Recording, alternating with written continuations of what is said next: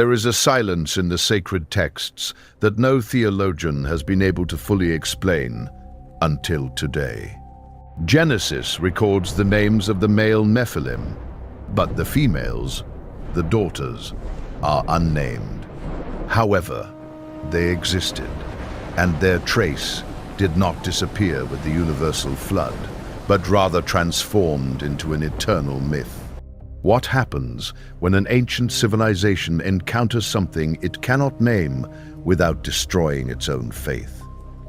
It turns him into a legend. It distorts him. It makes him monstrous. And then it orders that no one ever question or investigate him.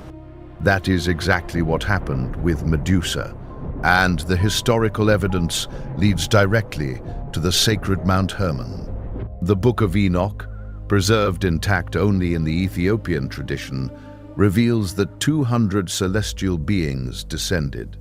Those beings, called the Watchers, took human wives and begot a race of supernatural power. The texts focus on warrior men, giants, renowned men who sowed terror. But the Book of Giants, recovered among the Dead Sea Scrolls, suggests something completely different. It speaks of female beings of mixed origin who carried knowledge that no human should possess. Rabbinic tradition preserves scattered references to women from Noah's generation with superhuman attributes. They were not simple women. They were bearers of a heritage that the scribes chose not to record clearly. And the reason for that silence is more unsettling than the silence itself. Someone wanted them to be forgotten forever. Genesis states that the flood exterminated the Nephilim. However, they reappear in Numbers 13:33. This contradiction has not been resolved by any theological school with an answer that satisfies logic, unless it is considered a possibility that the canonical texts did not want to articulate directly to the faithful. That the female line survived, invisible to the scribes who only recorded lineage through the paternal line. That the daughters of the Watchers were not destroyed by the waters of the flood, but found another way. And that path left marks in every ancient culture on the planet, marks too precise to be a coincidence. The Greeks called them gorgons. The Babylonians sculpted them on the walls of their most sacred temples. The Slavic tradition feared them as rusalki. West Africa has known them as mami wata since time immemorial. Japan recorded the Ningyo more than 1,000 years ago. Mesopotamia left tablets with descriptions of similar beings. None of these cultures had contact with each other at the time these parallel legends emerged. None. The pattern is identical to the female, superhuman bearer of forbidden knowledge, and ultimately eliminated or demonized. This is not mythology shared through accidental cultural contact. This is collective memory of a real event that occurred. And the actual event has a name in the oldest texts predating the canonical Bible: the fall of the Watchers. Now let's focus on Medusa, not on the version taught in modern schools, but on the original one. Before Hesiod wrote his Theogony, Medusa was not a terrible monster with hair of snakes. It was a chthonic deity, a being of the underworld associated with primordial wisdom and hidden knowledge. In the ancient world, snakes did not symbolize moral evil, but rather profound transformation and forbidden knowledge. In the Garden of Eden, it is the snakes who transmit knowledge. In Enoch, the Watchers do as well. The connection between snakes and supernatural knowledge appears in Sumerian, Akkadian, Egyptian, and Greek texts. Medusa is no exception to this pattern. Medusa is its most perfect and most deliberately distorted expression. According to the oldest Greek genealogy, Medusa was the daughter of Phorcys and Ceto, two primordial deities of the ocean. Phorco was the god of the deepest sea. the one who rules the abyssal waters where no sunlight ever reaches. Ceto was the living embodiment of oceanic danger, the completely unknown that lurks in the nameless depths. His 3 daughters, the Gorgons, lived at the absolute edges of the world, beyond any known horizon. But there is something that the Greek texts emphasize with truly strange insistence. Medusa was the only mortal. Her sisters, Stheno and Euryale, were immortal. Medusa was not. She was a hybrid, divine in power, mortal in origin. This distinction is not a minor detail. It is the key to everything the Greeks tried to conceal with their myth. An immortal being cannot be eliminated. A mortal being with divine power can. And that is exactly what happened. The Book of Enoch describes the same attributes in the children of the Watchers: superhuman power, mortality, because they were born of human mothers, and that humanity made them vulnerable in a way that their parents were not. Medusa embodies this duality with a precision that becomes impossible to ignore once it is clearly seen. Her gaze petrified. It was not an acquired curse. It was an innate ability present since her origin. In the context of the Nephilim, this type of power requires no additional supernatural explanation. It is inheritance. The apocryphal texts describe the children of the Watchers with abilities that human beings did not possess. Vision that penetrated the hearts of men, knowledge of the future, mastery over natural forces. Medusa simply had one of those gifts, and that gift was what made her unbearably dangerous to the gods. Because a hybrid creature with supernatural power that also possesses forbidden knowledge cannot be controlled. It can only be eliminated. And to justify that elimination, the power establishes that it must be turned into a monster. This is the pattern that repeats in all ancient civilizations. Demonization always precedes destruction. Zilith was turned into an evil demon before being permanently erased from the canonical Hebrew texts forever. Lamashtu was portrayed as a mortal enemy of children before completely disappearing from official Babylonian theology. The Egyptian Gorgon Mute was rewritten as a goddess of war before losing her association with knowledge. And Medusa was transformed into a monster before Perseus received the divine mission to behead her forever. Perseus's mission was not a heroic act. It was a suppression operation, ordered from Olympus itself. Athena provided him with the shield. Hermes gave him the winged sandals. The gods fully equipped Perseus. When the Greek gods arm a mortal hero against a single being, that being is not simply a monster. It is a real threat to the order that the gods had established, a threat that had to be eliminated. The Book of Enoch describes something identical. God commands the archangels to destroy the Nephilim on earth, not because they are evil in themselves, but because their existence represents a break in the established cosmic order. They are the result of a transgression, and their continued presence in the world keeps that transgression open. Medusa is that same transgression in Greek form. Her existence reminds us that something sacred was once violated. And the gods of Olympus, just like the god of Enoch, needed that dangerous memory to be completely erased. That's why Perseus doesn't just kill her, he takes her head, preserving the weapon while eliminating the source of her power. This is crucial. The head of Medusa continues to petrify even after death. The power survives the bearer. Exactly as in Enoch, the Nephilim die physically, but their spirits remain active on earth as demons. The power of hybrids does not disappear with their body. It transforms, disperses, and continues to act in the world. From the blood of Medusa, Pegasus and Chrysaor are born. Two beings of extraordinary power emerge from her lifeless body. In Enoch's cosmology, the death of the Nephilim does not extinguish their lineage, but transforms it into something new. The Greeks expressed it with images. The apocryphal texts expressed it with theology. The conclusion is identical. The death of a hybrid being does not close the cycle. It opens it to a new form of existence that escapes control. Now, it is necessary to examine where Medusa lived, because the geography of this myth is not arbitrary at all.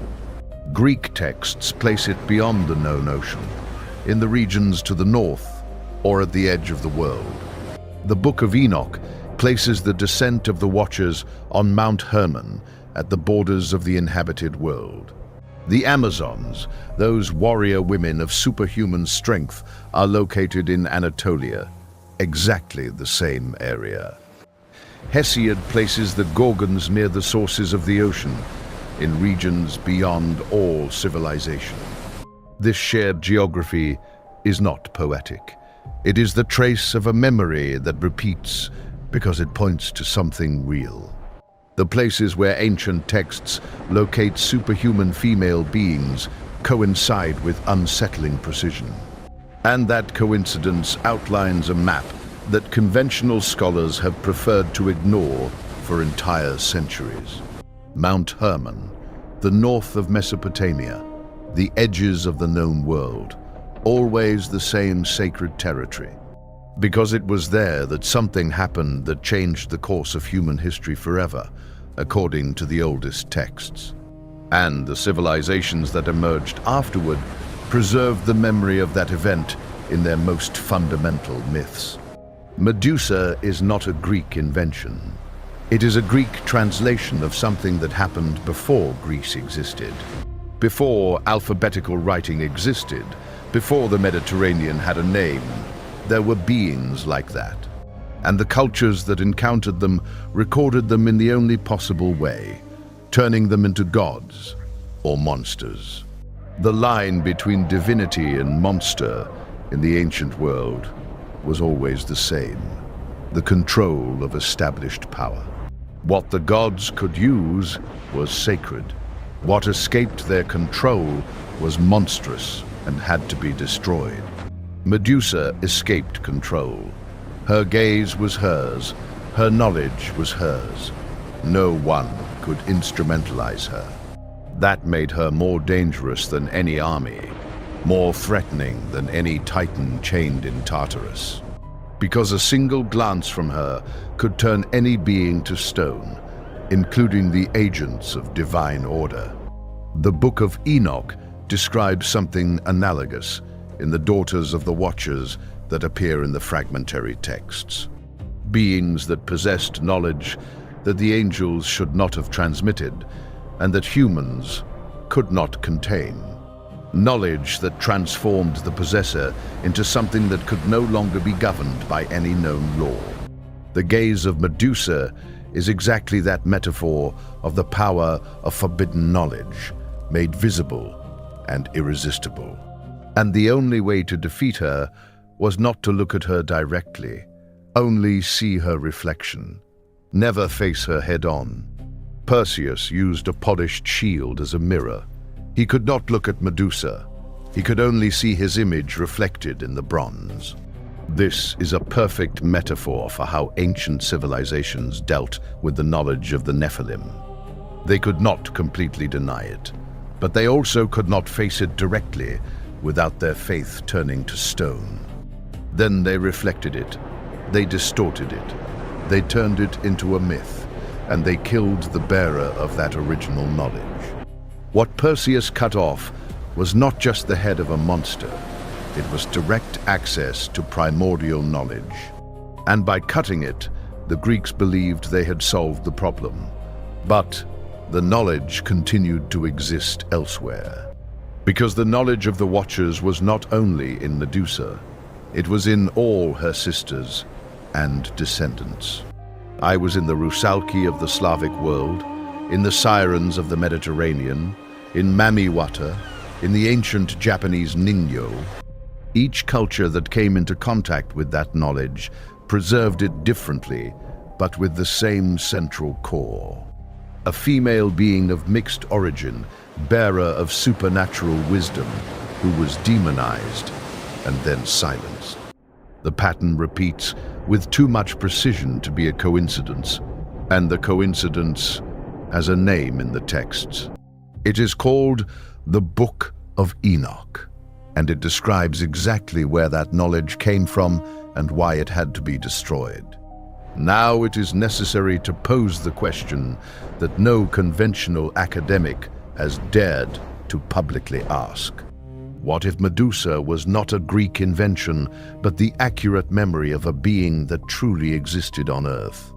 What if the Gorgons are not fantasy, but the Mediterranean translation of the daughters of the Watchers? The answer requires accepting something that modern academia rejects, but that ancient texts assert outright. That the Watchers descended, that they joined with human women, that their descendants also had daughters.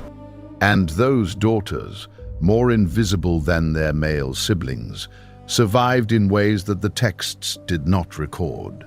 The scribes of ancient Israel counted lineage through the paternal line. Daughters did not inherit the official name. A daughter of the Nephilim who married a man of seemingly human lineage disappeared from the records. But their abilities did not disappear. Their knowledge did not disappear. Their genetic heritage did not disappear. And in the next generation, or the one after that, something could manifest that no one could explain rationally. This is exactly what the myth of Medusa describes: the resurgence of a power that was supposed to be extinct. Medusa does not live in the civilized world. She lives in the fringes, in the margins, where divine control is weaker. Because that was where those who could not be completely destroyed, but also could not remain, took refuge. The Book of Enoch describes the Watchers chained in the depths, in the prisons of the underworld, his dead children, but their spirits wandering, and his daughters, the ones who survived, at the ends of the earth. Medusa at the edges of the ocean, the Sirens on the remote islands, the Rusalki in the deepest rivers.